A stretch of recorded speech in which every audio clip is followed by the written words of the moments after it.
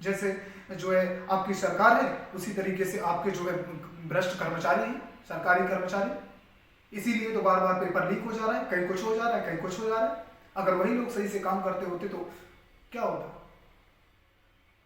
जानते होंगे कि मध्य प्रदेश पटवारी भर्ती को लेकर जिन लोगों ने भी, जिन युवाओं ने भी हाई कोर्ट के अंतर्गत जो है पिटीशन लगाई थी अपनी, उसका जो है फाइनली जो है डिसीजन आ चुका है। क्या री एग्जाम होगा, क्या री एग्जाम नहीं होगा, इसके बारे में जो है पूरा पूरा उन्होंने जो है लिखित रूप से जो है अपना जो है डिसीजन सुनाया है।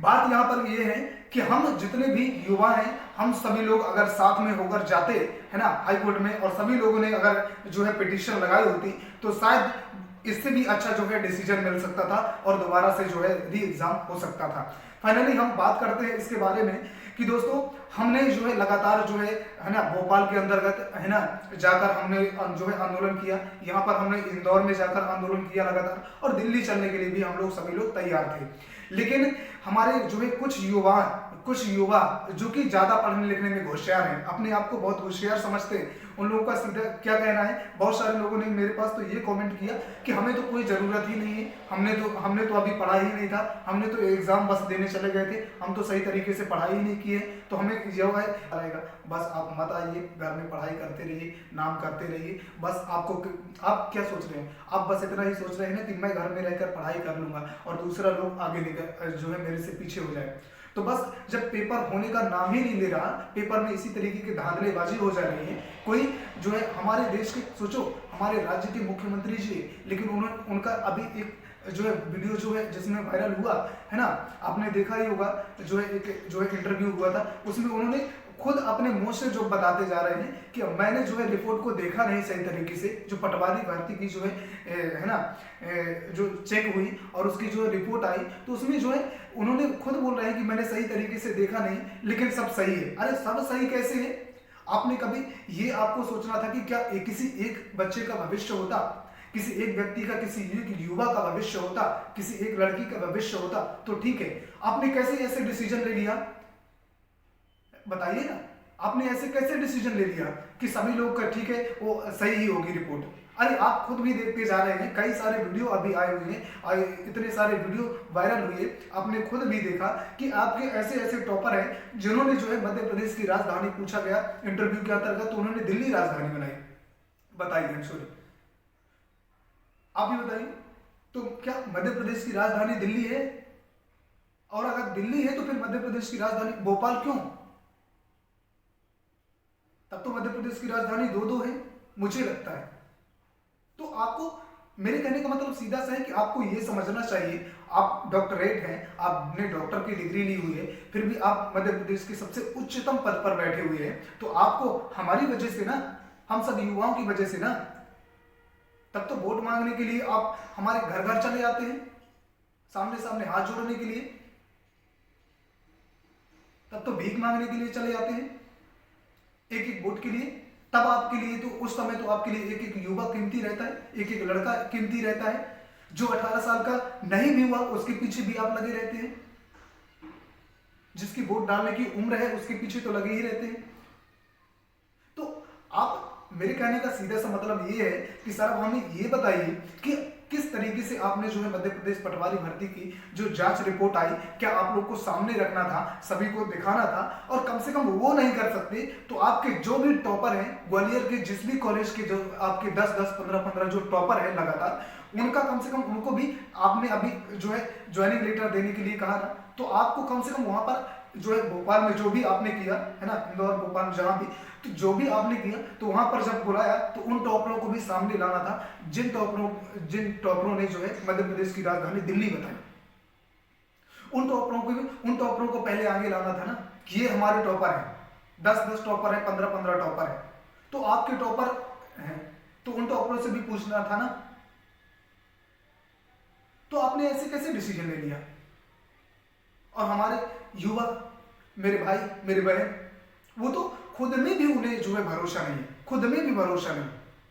अगर मैं उनकी बात उठाने के लिए तैयार हूं, कोई और भी टीचर बात उठाने के लिए तैयार है, तो कमेंट में इतनी गालियां लिखेंगे, इस तरीके से लिखेंगे जैसे वहां नहीं जाते बनता, वहां के लिए तो डरते हैं, और जब वहां के लिए तुम्हारी फटती है तो यहां आकर फिर क्यों? यहाँ कमेंट में रोना रो रहे हो। अगर यही किया होता ना तुम लोगों ने, आज पिटीशन लगाई होती हाई कोर्ट में जाकर उस दिन, तो आज आपका कोई ना कोई हाई कोर्ट के अंतर्गत या तो इसे जो है फंसा दिया जाता एग्जाम को, या फिर जब भी होता तो कभी ना कभी एग्जाम तो होता ही, या फिर दोबारा से जांच होती, हाई कोर्ट का कोई ना कोई तो डिसीजन आता ही। लेकिन नहीं, बस बैठे हैं हाथ जोड़कर, तो बस बैठे रहो, बस ऐसे ही वोट देते रहना। तुम्हारे पढ़ने लिखने का कोई मतलब नहीं है, तुम संविधान को कभी नहीं समझोगे, सरकार को कभी नहीं समझ पाओगे, बस अपने अपने आप में लगे रहना। तुम क्या सोच रहे हो, ज्यादा अपने आप को ज्यादा पढ़ोतरा समझ रहे हो, पढ़ोतरा समझ रहे हो ना, बस तुम्हारे दिमाग में यही चल रहा है ना कि मैं आज पढ़ ले रहा हूं, मैं आज भी नहीं जाऊंगा, है ना, आंदोलन में नहीं जाऊंगा, यहाँ नहीं जाऊंगा, वहां नहीं जाऊंगा, ये मेरा काम नहीं है, वो मेरा काम नहीं है, वो तो दूसरे लोगों का काम है, टीचरों का काम है, तो हमारा काम है हम तुम्हारे लिए जाकर वहां आंदोलन करेंगे। तो ठीक है, हम तो कर ही रहे ना आओ, हम अपने लिए कर रहे हैं, तुम्हारे लिए नहीं।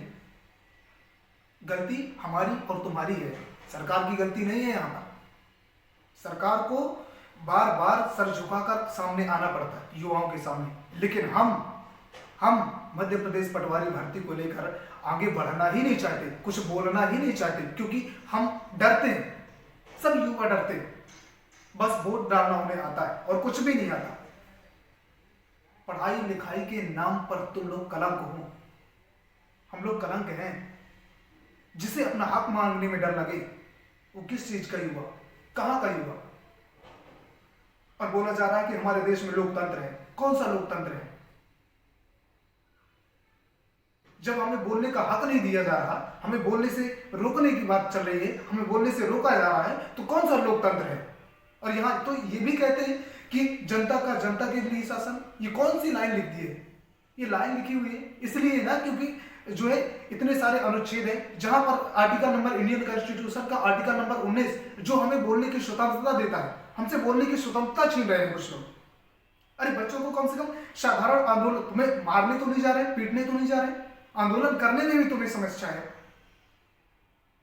युवाओं के सामने तुम आकर बात भी नहीं कर सकते। जिन्होंने तुम्हारे उस गद्दी पर बैठाया, उस राज्य गद्दी पर बैठाया, तुम उनकी बात सुनने के लिए तैयार नहीं, और फिर आ जाओगे 5 साल के बाद, 4 साल के बाद वोट मांगने के लिए, घर घर भीख मांगने के लिए।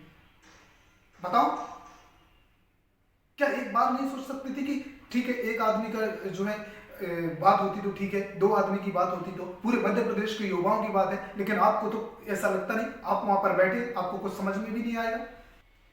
तो जितने भी लोग मेरी इन बातों से सहमत हैं, कृपया कमेंट में अपना सुझाव जरूर देंगे। जो भी आपका सुझाव हो, चाहे गाली देना हो, जो भी करना हो, जो भी करना हो, क्योंकि आप मेरे लिए ही करेंगे और कुछ भी बोल नहीं पाएंगे, मेरे को पता है। लेकिन ऐसा नहीं, मैं डरने वाला नहीं। क्यों डरेंगे हम? अपना हक मांगने से क्यों डरेंगे? जिसे जो करना हो करे। तो बस अब हम क्या कर सकते हैं? बस यही कह सकता हूं कि बस आपके हाथ में तो कुछ है नहीं, बस मैं यही कहना चाहूँगा कि सीजीएल या बैंक वगैरह के कोई सेंट्रल गवर्नमेंट के एग्जाम की अगर करना हो तो तैयारी करिए, नहीं तो आराम से अपना कुछ ना कुछ काम करिए। अगर आप अभी तक भी अगर कुछ ना कुछ काम करते होते तो जरूर तुम्हें कुछ ना कुछ फायदा मिला होता मित्रों। ठीक है ना? अभी भी आपके पास समय है, आप सोच लीजिए, डिसीजन ले लीजिए, और इस गवर्नमेंट के जॉब के चक्कर में मत पड़िए। बाकी नहीं तो आप लोग जो है इसी तरीके से बुढ़े हो जाएंगे, दाढ़ी पक जाएगी और कुछ भी आपका नहीं होगा। ठीक है?